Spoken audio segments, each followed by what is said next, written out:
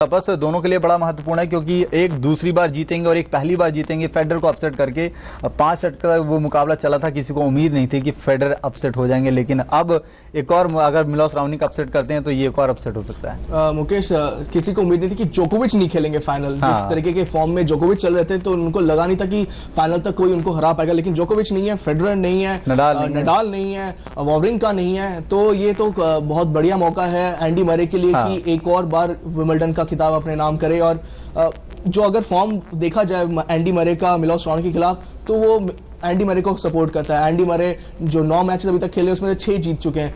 अभी लास्ट जो क्वींस से विंबलडन से पहले जो क्वींस टूर्नामेंट था तो उसमें भी खेले थे, उसमें भी जीत हासिल हुई थी। लेकिन हाँ, मिलोस राओनिक के बारे में बात की जाए तो अपने जो कोचिंग टीम में उन्होंने 2 ऐसे महान खिलाड़ियों को रखा है। इवान लेंडल है और जॉन मैकनरॉय, जो मतलब महान खिलाड़ियों में उनका शामिल। तो अगर ग्रैंड स्लैम एक्सपीरियंस की बात की जाए, उनके पास शायद उतना ना हो, लेकिन उनके कोचिंग में शायद ग्रैंड स्लैम एक्सपीरियंस से ज्यादा किसी के पास नहीं है। तो ये बहुत मैटर करेगा किस तरीके से क्या कहते हैं, किस स्ट्रेटजी के साथ आते हैं। स्ट्रॉन्ग सर्व करते हैं, जो पैकेज में चल रहा था स्ट्रॉन्ग सर्व करते हैं, उनका वो बहुत बड़ा हथियार है।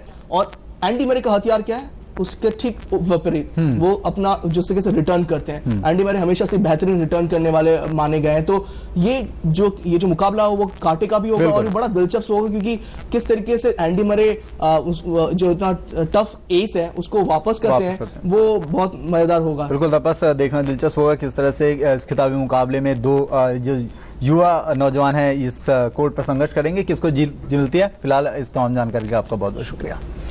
तो क्या समाचार में यहाँ रुकने का छोटे से ब्रेक ले, जल्द हाजिर होते हैं।